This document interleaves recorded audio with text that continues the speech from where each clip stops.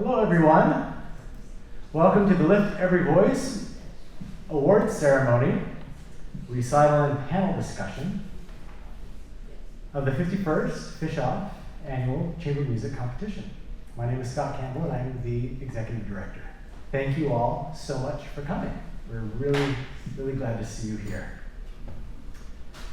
Just as a preface to tonight, we'll have this wonderful panel discussion and we'll have a quick break in between before we have the actual awards ceremony and recital, just to give the musicians some time to get ready. But we wish to thank tonight Indiana University South Bend's Ernestine M. Racklin School of the Arts for hosting us this evening and for all their support, as well as Chamber Music America, the Wallace Foundation, Alfred Guillaume and Melanie Smith Guillaume, and Marvin Curtis for making this event possible. We'll begin tonight with a panel discussion that will be led by Kevin Kwan Laux. Dr. Laux is an international concert artist and the CEO of Chamber Music America. He is also this year's Fish-Off Competition Honorary Chair. And I'll hand it over to Kevin. Scott, thank you. Good evening and welcome everyone. It's such a pleasure to be here to kick off Fish-Off Weekend with this incredible panel of experts and leaders. My name is Kevin Kwan Laux, and I'm the CEO of Chamber Music America, the national service organization for the small ensemble field. This evening's panel is sponsored by the Wallace Foundation, whose mission is to foster equity and improvements in learning and enrichment for young people and in the arts for everyone. So equity in the arts is a really important topic that's being discussed at all levels of the industry right now. CMA has long been champions of this work, believing that there's a fundamental difference between inviting underrepresented communities into a Western European-based structure and revising the structure itself to include underrepresented musicians, presenters, composers, and others in the field to fully benefit as active participants within the organization. Our hope is that this work will allow Chamber Music America to fulfill its vision for the future, where people of all races, religions, genders, and abilities are able to fully participate in the performance, presentation, and enjoyment of the many styles of small ensemble music. Our vision for this work is shared by the incredible leadership of the Fish-Off National Chamber Music Association and the brilliant people that I have the honor of sharing the stage with this evening. Tonight we celebrate Fish-Off's Lift Every Voice Prize. Created to celebrate historically underrepresented voices in the chamber music world, the 2023 Lift Every Voice Prize was awarded to one senior division strings ensemble and one senior division winds ensemble for the best performance of a work by a historically underrepresented composer within the chamber music world. Now at this time, I would like to invite each of my special guests to introduce themselves and their connection to the classical music and chamber music field. Good evening, my name is Alfred Guillaume and I'm with Fish-Off. I'm former Executive Vice Chancellor of Academic Affairs at IU South Bend, Professor Emeritus of French. My connection to music goes a long way. I'm from New Orleans, Louisiana, where music is at the heart and soul of that culture. And I was just down there and listened to all the good jazz and so forth. I'm the only non-musician, non-expert here, so my remarks will tend to drive a good listener. And that's what I'm going to focus on. Hello, my name is Rochelle Sinnett. I am Associate Dean for Diversity, Equity, and Inclusion for the College of Fine and Applied Arts at University of Illinois, Urbana-Champaign, where we serve 8 academic units and 3 public engagement units. And I'm also Associate Professor of Piano at the School of Music, where I've been there since 2008, connection to, I'm a pianist, and connection to the chamber music world. I co-founded a group called Duo Mendi, which has been in place since 2010, and sort of my equity work. We'll talk about that now, just introducing. Okay, just quickly, this connection to my work in terms of equity and inclusion. I just completed a recording project, a 3-volume called Bach to Black Suites for Piano, where I combined the works of J.S. Bach with suites by various Black composers. I'm Marvin Curtis, and I am the Dean Emeritus of the Rackham School of the Arts. I have retired 3 years now. I'm also the President of the South Bend Symphony Orchestra, the first African American to do that in 92 years. So I have a long history of being about equity and diversity and inclusion. And when I was here as the Dean, we started the Black History Month concerts. We started a relationship with the symphony to do Martin Luther King concerts every year. Alfred hired me in 2008, so it's his fault that I'm here, and I'm still here. But I've written a lot about equity and particularly African American music, and my specialties are the spirituals. Thank you so much. Alfred and Marvin, can you please provide a brief history and background of Fishoff's really newest initiative, the Lift Every Voice Prize? Well, I'm going to take us back down to George Floyd. When he was killed, we were reminded that we have a long way to go in equity in this country, and justice and equality. And Fishoff, as many other organizations across the country, heard the clarion call to do something more, to do something more inclusive, to help underprivileged and underrepresented groups. Everyone decided to bring about and to create statements about equity, about inclusion, about equality. Fishoff did the same thing. But what distinguishes Fishoff from what so many other organizations did is that Fishoff took their statement and made it part of who and what they are. By that I mean that it was not a statement just on the website. It was a statement that became active in everything it did. Chamber music, classical music, is a universal language. Everyone hears it. Everyone listens to it. But oftentimes that music has been, shall I say, not accessible to people of color.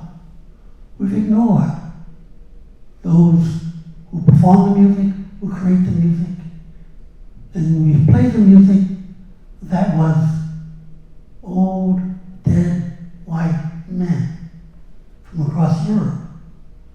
But that music, and music as a language, is a vibrant language, it's a vibrant way of expression, and many cultures express themselves through music. Classical music has been performed and written by women, by African Americans, by other ethnicities, and Fishoff decided that we want to bring that music alive and make it present for present audiences today. And so we decided to have a prize for the competition of underrepresented composers. We started off with strings, we had winds, we have 2 prizes now for the best performance. Look at the program today and look at who's represented and the composers. And I want to thank the musicians, young musicians who are here today present, who performed that music. They know that this is good music that needs to be heard.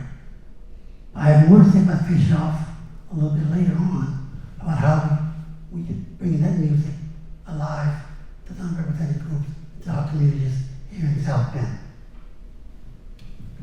One of the things that Fishoff did was made this a requirement for all competitors.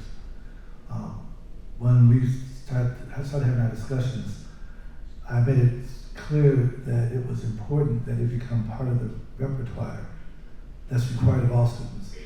If you don't teach it, the students will never learn it, and the faculty will never teach it. And so Fishoff took up the mantle, and so it is now a requirement of all competitors that they must include a piece in their repertoire, no matter what level you are, because this is how you change the canon. The canon that we have learned, that I learned as a music student, did not include me at all. If I went to music history, we learned about William Grant Still in one paragraph. That was back in, before these guys were even born. But that was in our textbooks. And so I'm very insistent that if we don't include it in all of our studies, then it doesn't get done. Which means that the judges also have to learn the music. So if you make it a requirement for the students, the teachers didn't get to learn it, the judges get to learn it and get to understand what this is all about. So what Fishoff did was sort of took the battle and went forward with all parts of this. And so it's a requirement. And so now you have to go find it. And the music's available more and more. But it's now the requirement, which means that you have to include it in the canon of chamber music. Thank you. This is a question for everyone, but I think I'd like to ask yourself first, just as a performer, as an educator, what are some of the common barriers that underrepresented groups face in participating in classical music? And how do you feel like these barriers can and should be addressed?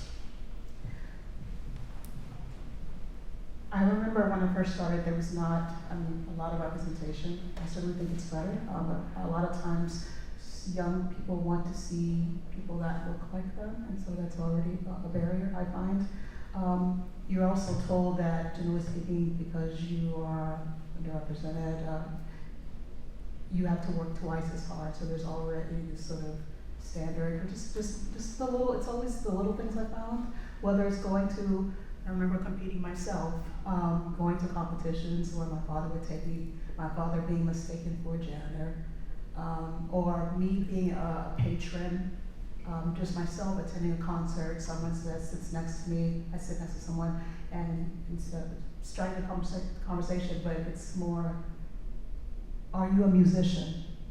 Asked in such a way that, do you belong here? It's just these little things, it's almost like these series of paper cuts that become a little bit exhausting, so I find that's one of the biggest barriers. Also being a competition veteran myself, you just never know what judges are looking for, but I found sometimes it's not always been the best experience. So I have some good memories, but some not so good memories, and so I find just even how if we can create ways in these spaces to just make everyone feel welcome, just even the little things, whether it's sort of what's expected when attending concerts, it really, really does help. So I find that's kind of been the barrier. But what kept me going all these years is because I just thought music was so cool. So I saw pianists on TV, and that's what got me going, and that's what kept me going, even to this day. And so, yeah, that's my experience.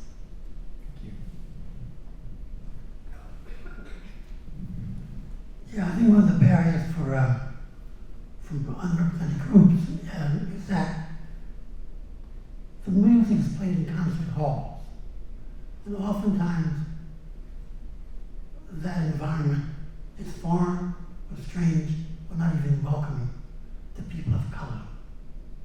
And not only is it grand in scale, but oftentimes the cost of going to concerts is also prohibitive. So what Fishoff has done is, and the symphony's done the same thing, is to take the music to the people. Bring the music where the people are. Bring it to the schools.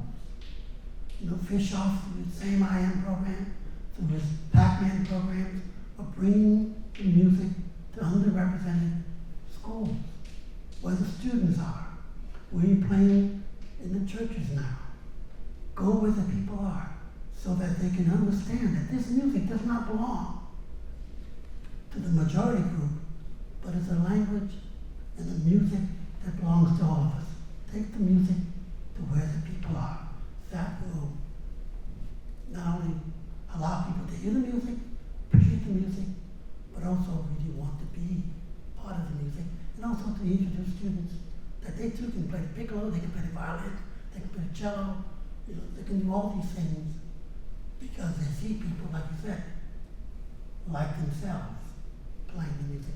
That's why I love Fish Off so much, because they got so many of the musicians coming. They're quite diverse, and that's so gratifying to see. And so our young people can see themselves in the place of the musicians that are playing for them.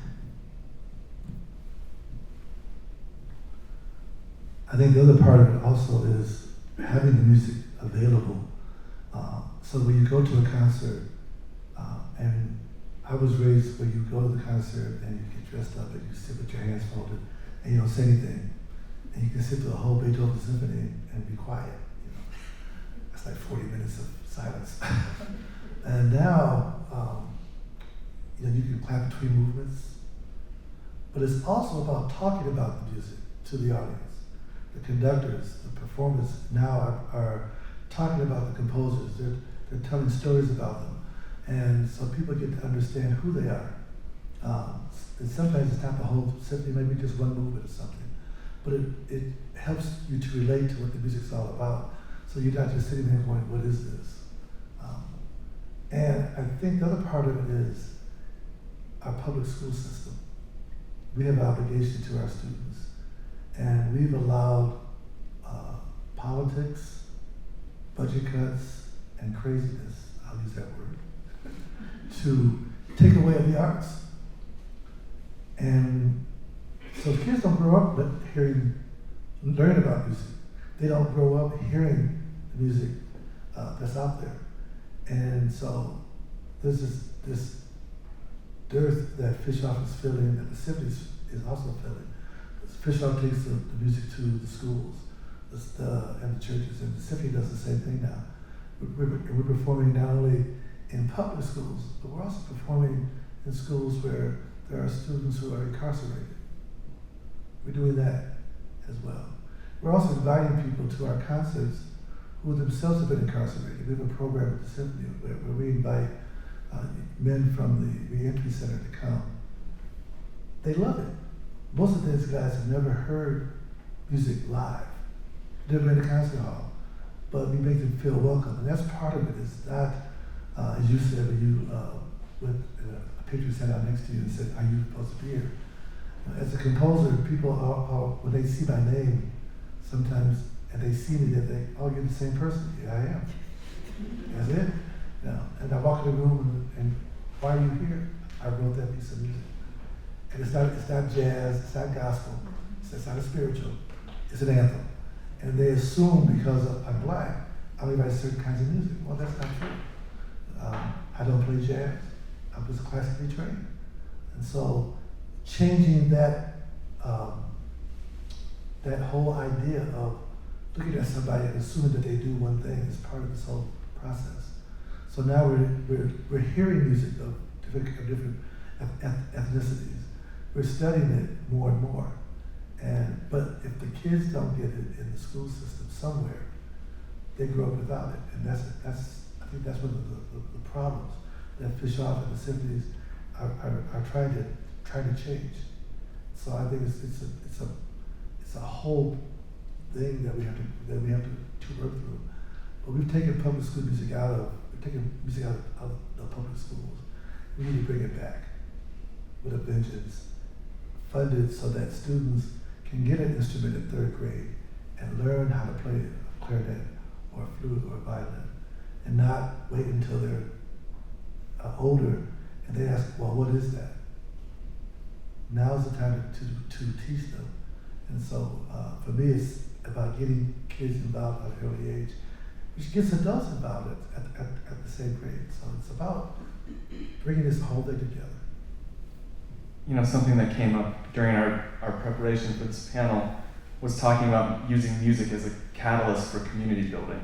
And that you shared some examples, you know, that organizations need to not only look at where music is being presented, but actually offer an invitation to various communities to participate.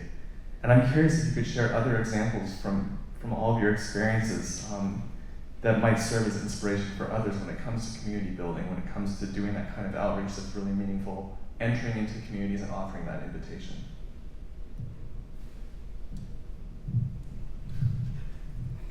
Community building starts with people gathering together.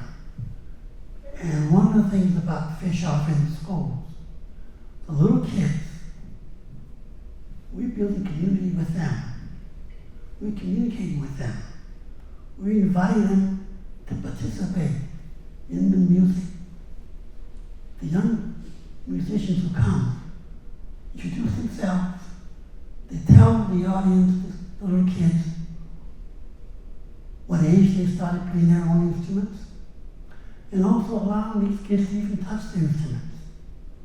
So that kids can get accustomed to knowing, yes, I can do this, I can be that. That's community building.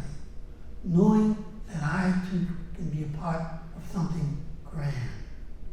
And the music that's being played is not always the music of the 16th, 17th, 19th century. It's contemporary music. This is what I love about Fish Off. Chamber music is now not just strings, it includes the winds. And it's exciting, it's dynamic, it's loud, it can be fiery. But we are also educating. And by educating, we're educating ourselves, educating young people, so we're reinventing what chamber music is. And that's building community. So a little bit more about what I have been working over the last couple of years, 4 or 5 years. Bach to Black, again, that's where I paired the music of all of the suites with a suite by a Black composer. Anywhere from Margaret Bond, Leslie Adams, George Walker, and the list goes on. And so there's over 3 volumes. And where it came from was from my experience first as an undergraduate, where I began to have a reintroduction, thanks to my art support teacher at the time, to J.S. Bach, and at the same time I first came across composer, Pulitzer Prize winning composer, George Walker, the piano concerto, and I had never heard anything like that in my life. I was like, oh my gosh, who is that and who was the composer? So from there I was hooked. And so over the years I just found programming, I find is, my students also know that programming is so important. It tells the story, so I'm very particular with my own programming, and I'd like to try to pass that on to my own students. But so over the years, it just happened. I began to play more music by J.S. Bach and music by Black composers. I often found audiences, even if I'm attending the concert myself, the audiences often look not the same. So let's say I found, by the way, I said my J.S. Bach listeners are very discerning, which is great. Often find the audience looks a certain way if you're going to a concert with Baroque music versus, say, Black History Month. The audiences look very different. So all this I was thinking about began to become more aware that the audiences often look very different based on what's being played, unfortunately.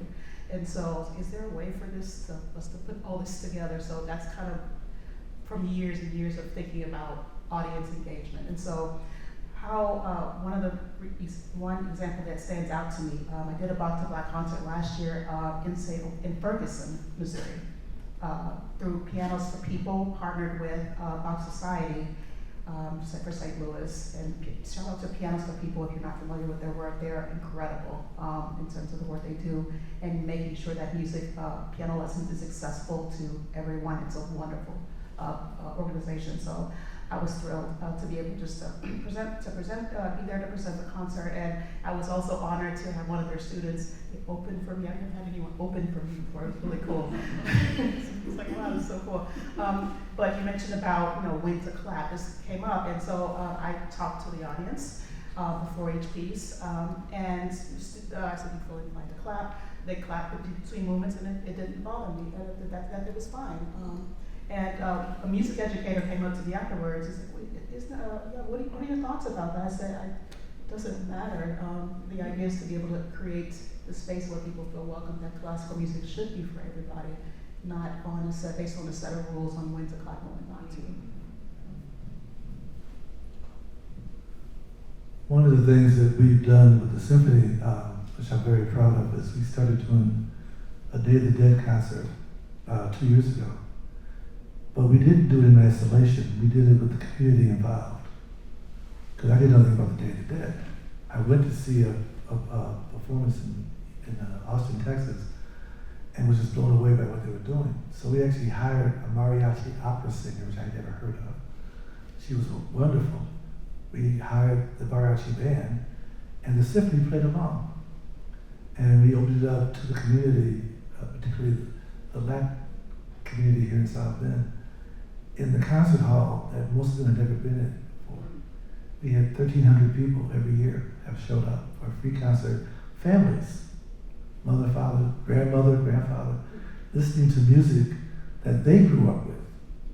And Vanessa, who was the singer, and her trio sing in Spanish. But I also, as the MC, did not do it by myself. I had a partner who spoke Spanish. So when I would speak English, she would translate it so that the audience understood what was going on.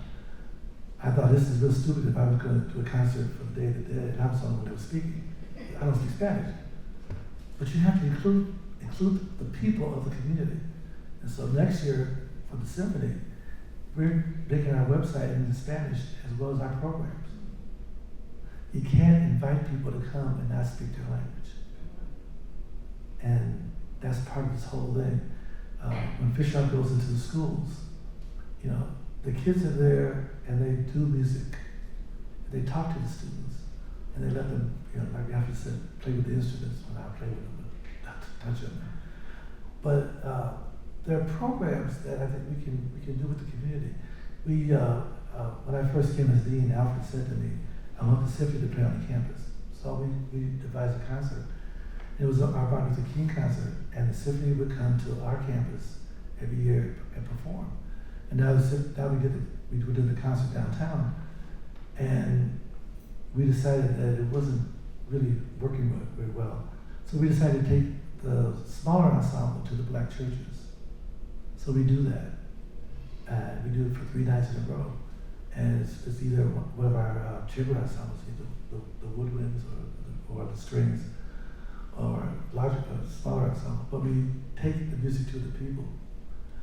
But as I said to the symphony, I'm not just Black in February. You like that? I said, you know, this is here all year round, folks. And so now, Symphony has just performed a concert this weekend. It was called the Dvorak's Prophecy, based upon Dvorak's idea of using the music of the Negro, as he said at that time, the Native American. And George Shirley, who's a wonderful 90-year-old tenor, came and sang. And we did Gershwin, we did a piece by Tate, who was a Native American composer, a piece by Florence Price, and the Dvorak. And it was in the month of May. I loved it. And that's what you have to do. It's not just, when you put us in 1 month and compartmentalize us that way, it makes it seem like it's something special. But it should be part of the repertoire throughout the whole year. Thank you. You know, I'm thinking about various communities across the country and what Fish Up is doing, Michelle, what you're doing in your community with your students and as a musician yourself, what you're doing with the symphony. These are incredible examples of work and institutions and organizations fostering a more inclusive environment. But it's not like that everywhere, right? And there are various communities that don't know kind of how to build that out. They have intentions, perhaps good intentions. What kind of advice would you offer to different communities, you know, to be able to uplift some of this work and to kind of dive in head first?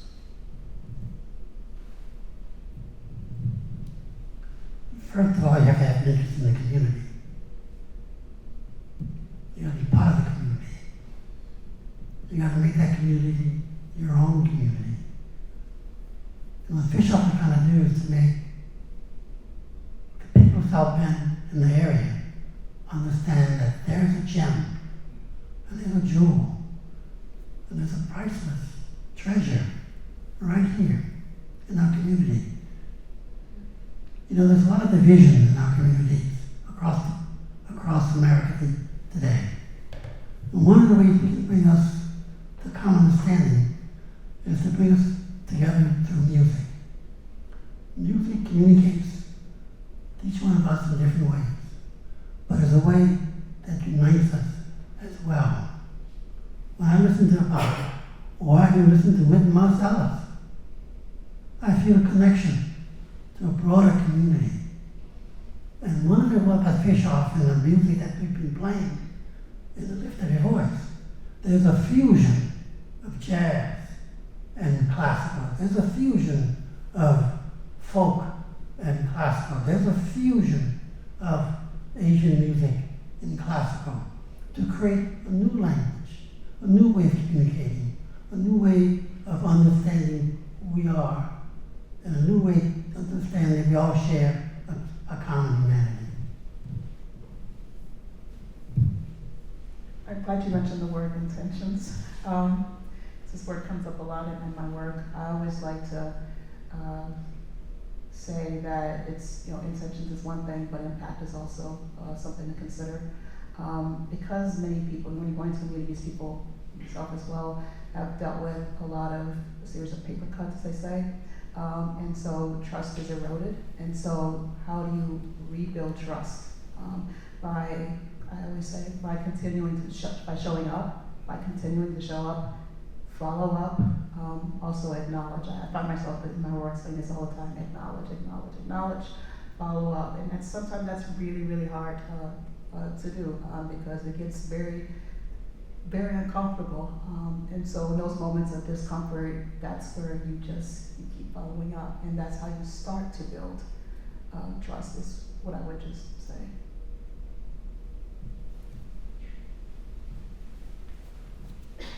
I'm going to use the word brave, because you have to be brave to do this. There's a lot of opposition out there against changing what has been for so long. And when you make change, folks get uncomfortable. When you tell the stories, folks get uncomfortable. But that's part of what we have to do to make things work better. If we stay the same, then it'll never change. So sometimes you have to keep, as she said, be intentional, and with a sledgehammer sometimes, to make people see. And you're not going to win everybody over, and we already know that. But what we're seeing right now is a pushback against education and a pushback against diversity, inclusion, and equity, because people think they're going to lose something. They're not losing anything, they're gaining something. But they're being told they're taking away what you know. Well, you didn't tell the whole story to begin with. Did I say that right? Yeah. So if you tell the whole story, then it makes better sense. If you tell the history, it begins to open up eyes of people. The symphony recently showed the movie Chevalier, which, if you've not seen it, is Hollywood, but it's also the truth. And it opened up a lot of people's eyes to what was going on in France with this young man who was born out of wedlock because his father was English and his mother was not. And how slavery, even back then, gave this young man a whole different outlook on life. And yet he succeeded, but he still got stopped along the way. But in the end, the queen didn't do her job and lost her head, and he kept his. But at the same time, he disappeared into the abyss. It has only been through scholars that he's been brought back. And now, Chevalier de St. George is one of the most popular composers being played. But had we not done the homework, had we not pushed the envelope, he would have been as obscure as William Grant Still, or Florence Price, or Julia Perry, or the myriad of black composers that I never studied. All the things I learned on my own. Even the music of jazz and the spirituals that I learned, that was my own learning, because it was not taught in school. We didn't learn about the language. I didn't understand that the language of the spiritual was a certain language. I thought, I was told that black folks had thick tongues and thick lips, that's why they talk that way. Well, I found out that there are no THs in West African languages, so you couldn't say this, that, and those. There's a hard D sound, so that translates a little bit differently. And then, you didn't send me to school. I had to learn English by ear. So what you call illiterate all of a sudden became not illiterate, but a way of knowing who you are. And it changed my whole perception about the language. And so those are the kinds of things that we have to do. We have to be out there, we have to be brave enough to say, this is wrong, let's fix it. And the opposition that we're facing, we have to continue to push that. And that's one way of, the other part of it is talking to your communities. You can't take music to people and say, you're gonna like this. Really? No, talk to the community to find out what they like. How can you interact with them? How can you be a part of them and not be afraid that they may ask you for something that you don't know, but you can learn it and learn from each other. This weekend is about celebrating great music and great artistry. It's such an amazing weekend, and when I listen to these groups, I think this is the future of music, this is the now, everything that's happening. And I'm curious what all of you think about the kinds of responsibilities that musicians, established, up and coming, that they have, that the kinds of responsibilities institutions have in promoting this kind of work in classical music. Some people say, this isn't my fight, I don't want to be involved. What would you say to them? And what would you say, are the responsibilities, the things that we have to do to keep this work moving forward? Contemporary music is not going to be appreciated in the future unless it's being played now. To diversify the audiences, you have to diversify the music. And when you diversify that music, you have to go to communities where the audience is.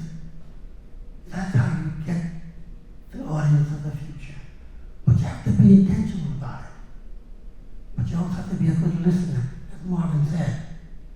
What does the community want to hear? And how they want to hear it. But you're also offering a gift to them. You're offering them something new that they can appreciate. Because if they never heard it, they can't appreciate it. And so, Fish Off is being intentional about bringing that music to the community. As I said earlier, jazz influences classical influences jazz, and all these elements of music is being incorporated into new music. It's been not easy for me to appreciate the new music that I hear. Sometimes in the piano, or sometimes with the violin, or even with the winds. They can really be explosive. I'm beginning to appreciate them because I'm trying to listen and to understand what they're communicating. That's my education. We have to educate others in the same way. I find I learned so much from my students. I mean, it sounds cliche, but really, I do. I learned so much from them. And so what I would say is, as an educator, I think it's important to make sure that you're trying to do your best to create an environment where every single student feels welcome in the spaces, studio classes. So I find that, because oftentimes if many first-year students are coming to schools of music,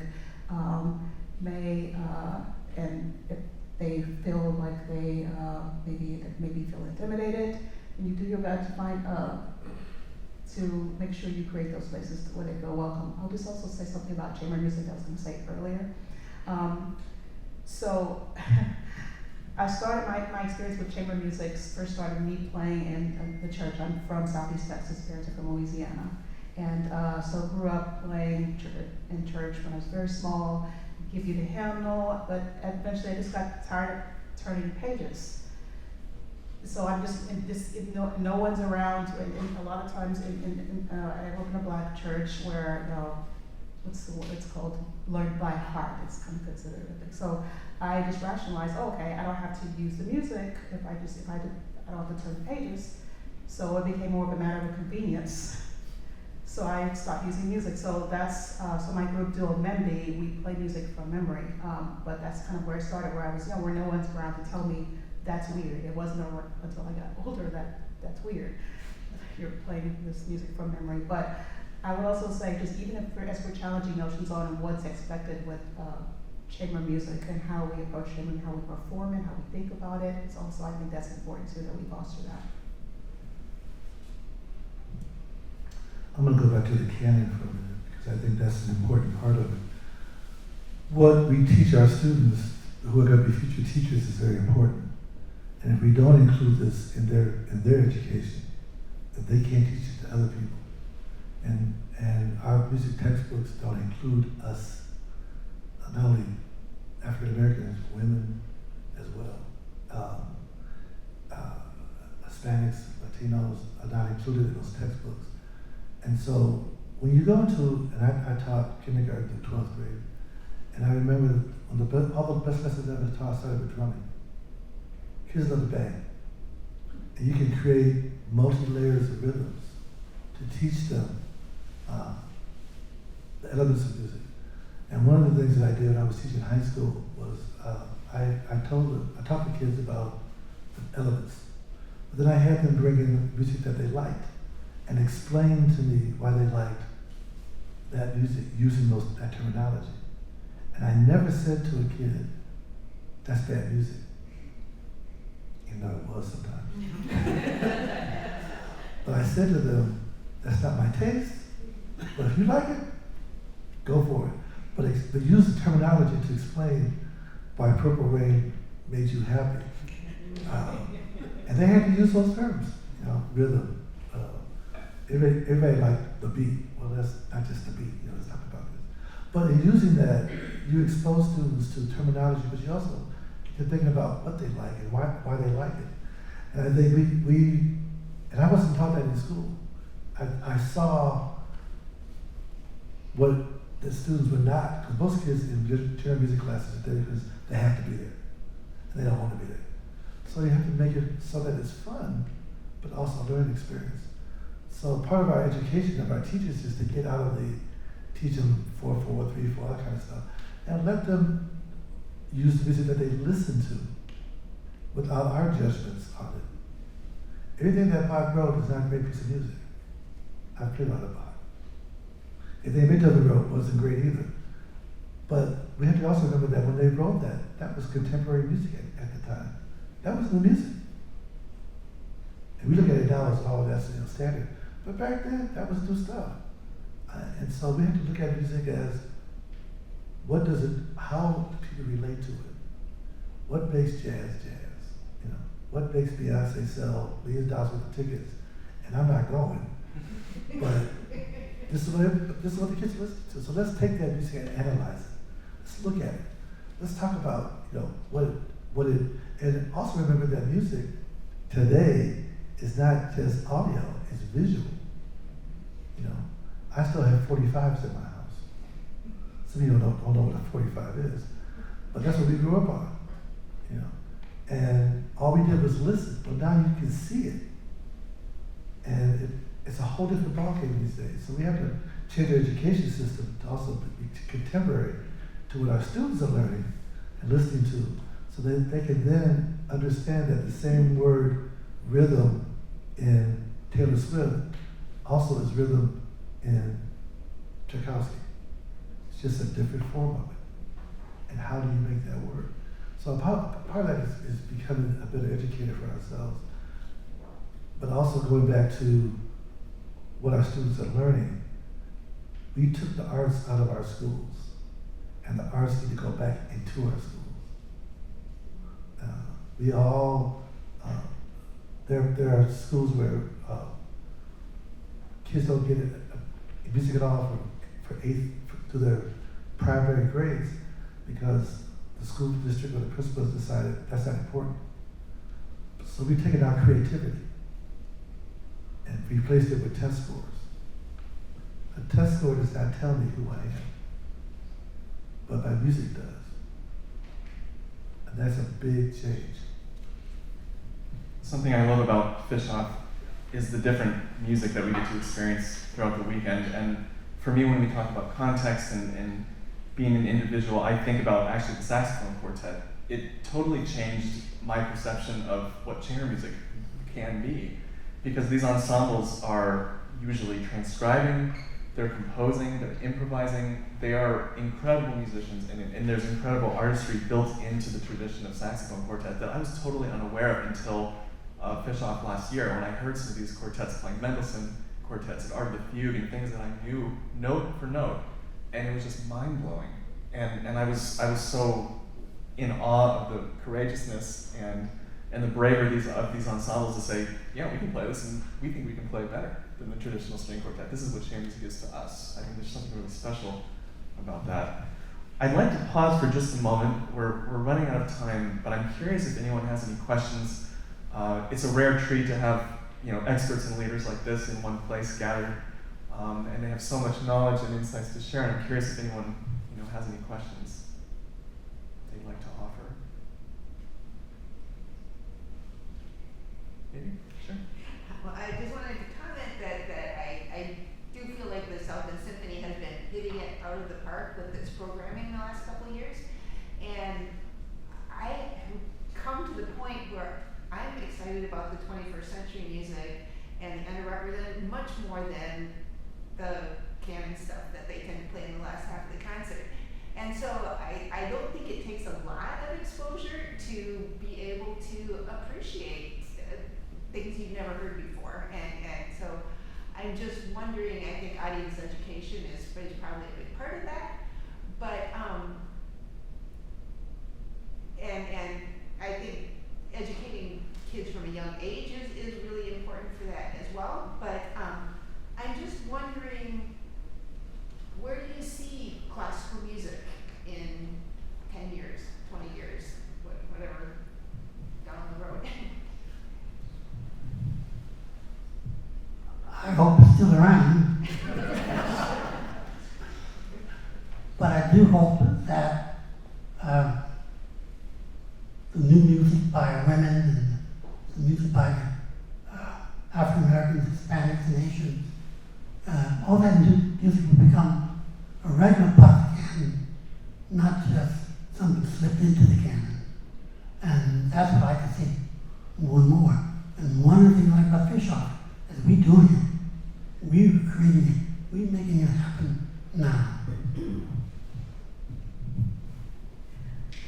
One of the challenges I find people share that they face is access to scores.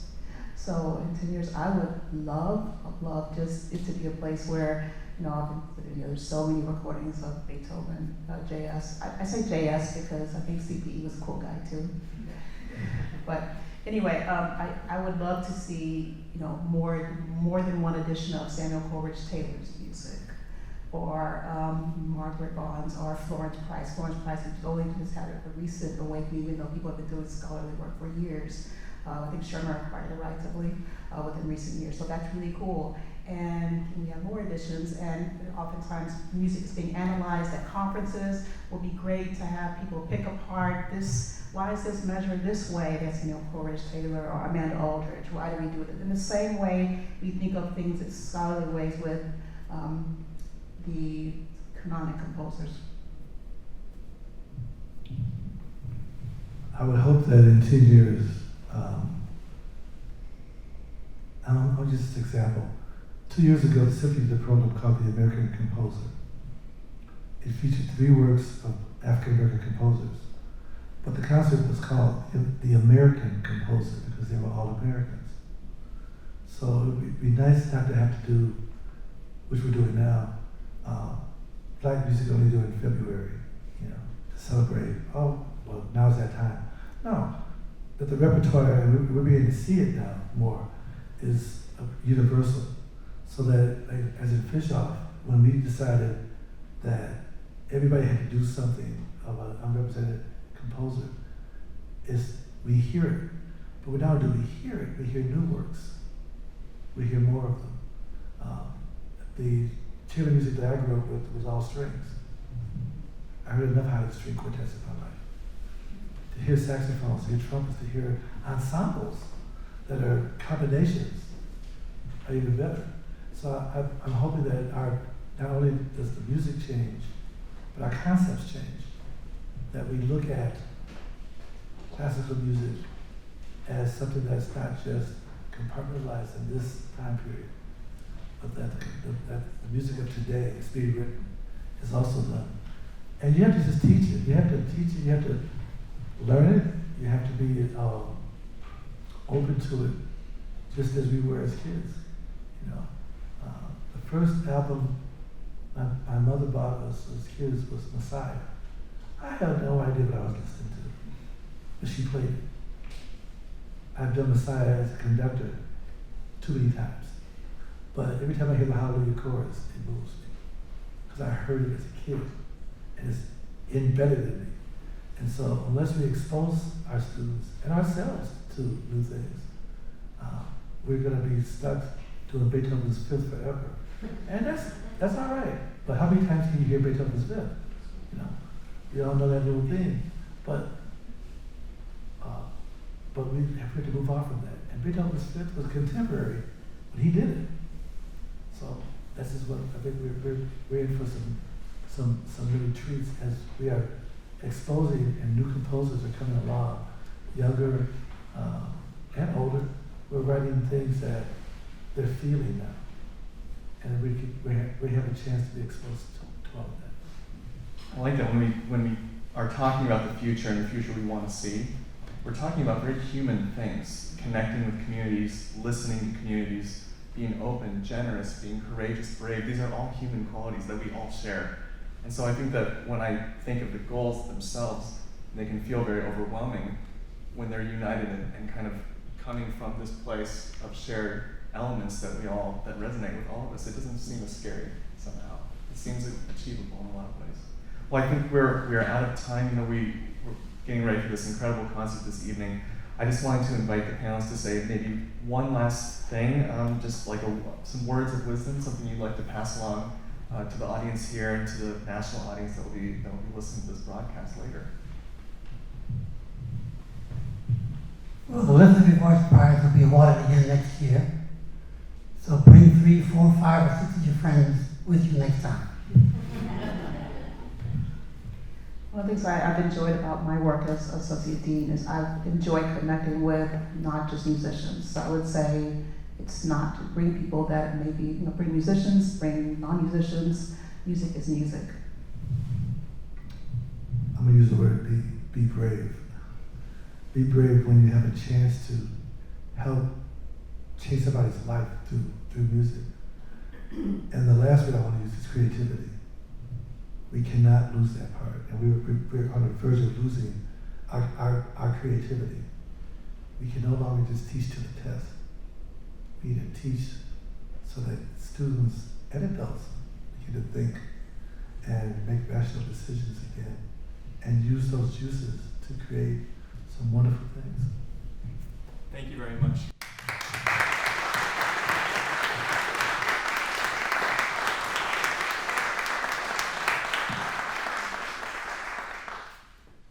Good evening. There we go, there's people. Perfect.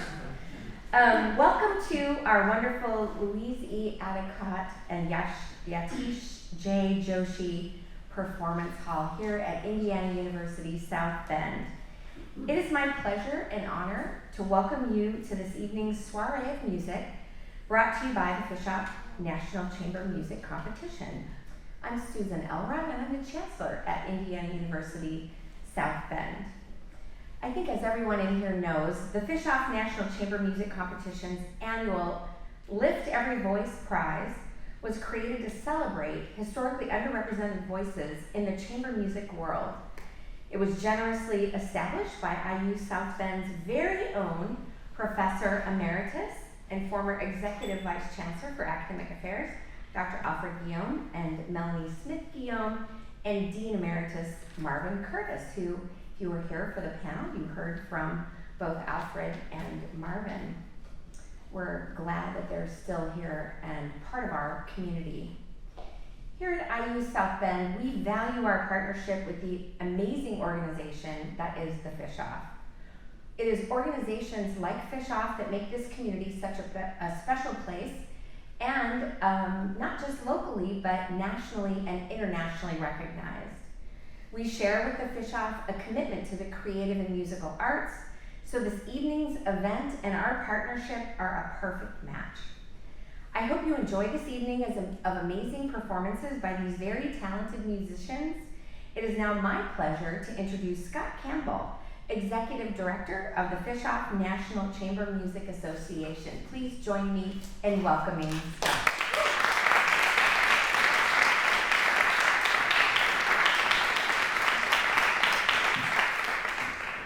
Thank you very much, Susan. Welcome once again to the Lift Every Voice prize recital of the 51st Fish Off National Chamber Music Competition.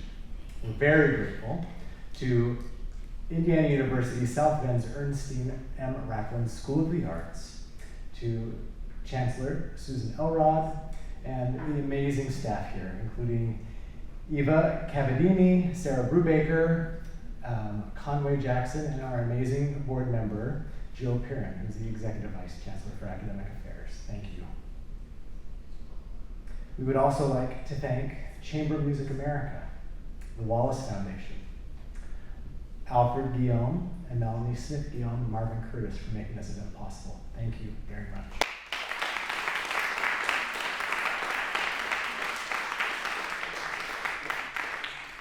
We just heard an amazingly insightful panel discussion led by Dr. Kevin Kwan Laux, CEO of Chamber of Music America, with panelists Drs. Alfred Guillaume, Rochelle Sennett, and Marvin Curtis.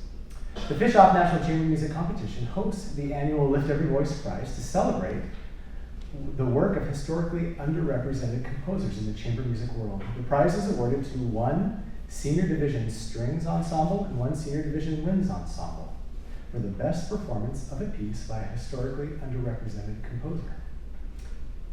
Tonight, Fish Off's Operations and Academy Manager, Megan Simmons, will assist in handing out the awards this evening with the prize underwriters.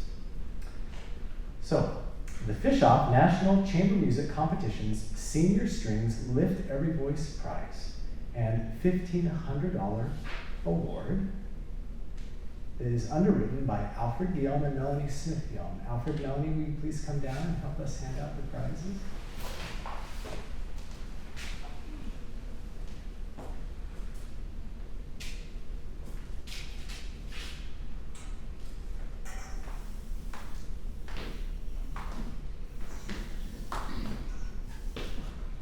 And the winner for Senior Strings, the third voice prize, is Trio Azura.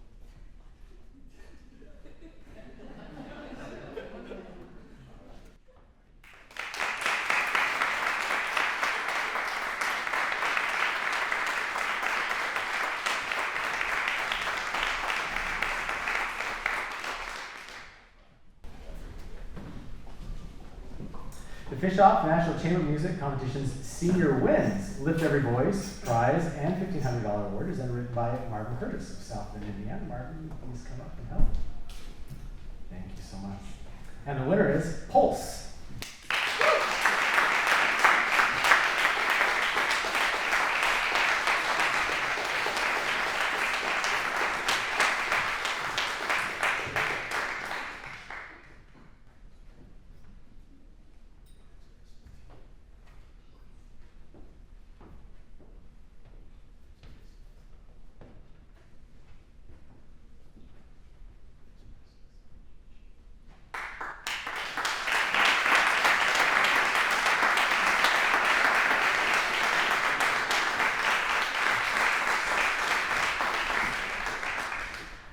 After the recital, please join us for a community reception to celebrate and congratulate all the prize winners. It's located across the courtyard over in the art exhibit atrium. Give me one moment, make sure Trio Azura is ready.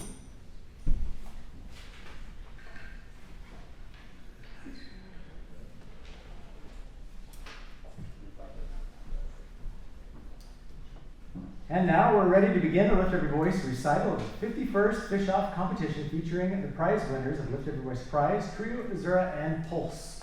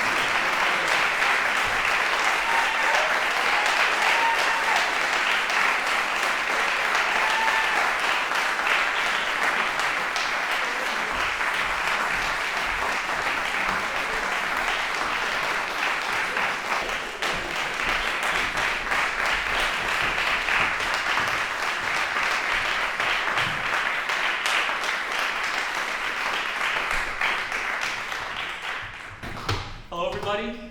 Thank you so much for coming out. We are Pulse. My name is Michael. I'm the baritone saxophonist. To my right, we have Owen on tenor saxophone, Spencer on alto, and then Zachary on soprano. We're very excited to be presenting this diverse and exciting program for you all tonight. I do want to make a quick note. We will have a program order change. So it's actually going to be the reverse order that's listed in your program. So we're going to be starting with the O'Halloran night music and ending with the day converging spectrums. We're going to talk a little bit about each piece right before, just to give you all a little context. So starting with the O'Halloran, this piece was originally written for the Prism Saxophone Quartet, and it was inspired by O'Halloran's one-year stay in Miami. The way she described it, she had only grown up and ever lived in these small towns in Ireland.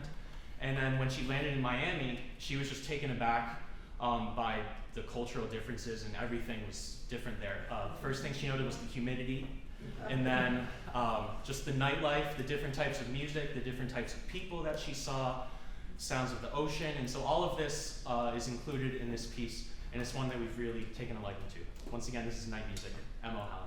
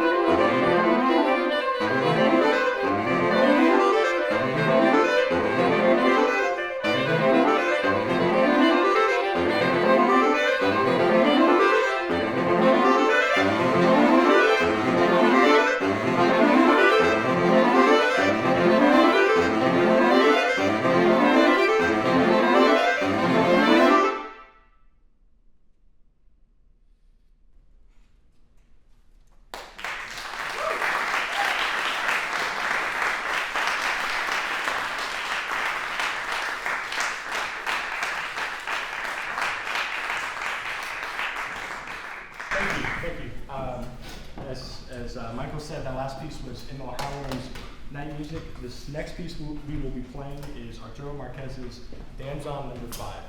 Marquez is a Mexican composer. He began composing at age 16, and a lot of his interest in music came from his experience within his family through the music of his father and his grandfather. He was a Fulbright scholar and went to study in the U.S. In California. The danzon as a type of music originated in Cuba, drawing on the many different influences there. It declined in popularity in Cuba, but it gained quite a following in Spain and Mexico, where Marquez is from. So this piece is Danzon No. 5, Portadas de Madrugada by Arturo Marquez.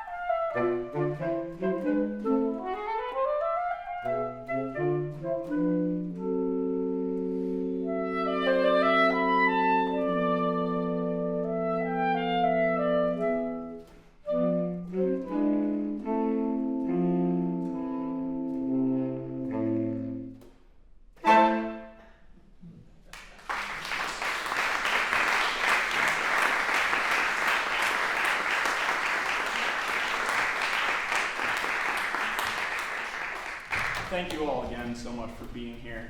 I'm Owen, I'm the tenor chair in Pulse. Again, that was Arturo Marquez's dance song number 5. The next piece that we're going to play for you is entitled Double Think by Japanese-American composer Takuma Ito. This piece is an ode to George Orwell's famous novel, 1984. Double think is a part of the new language in Oceania, Newspeak, and it's a tool for oppression. Essentially, the person thinks of two opposing ideas and has to believe both of them as true. So Ito, upon talking to him about this piece, actually says that although this is very disconcerting, in music it's actually very, very beautiful, because you can take two opposing ideas and put them into one piece and make a very homogeneous artistic work. This is Takuma Ito's Double Think.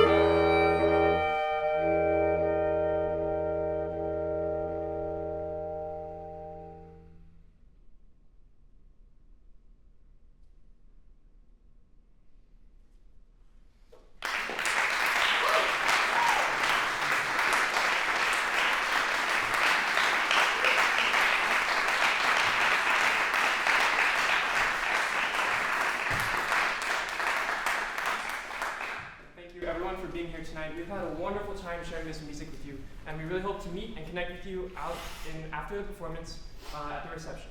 So we will close tonight's performance with Kevin Day's Electric and high energy work. There's a lot of mixed meter in here and a lot of textural changes. So without further ado, here is Kevin Day's Convergent Spectrums.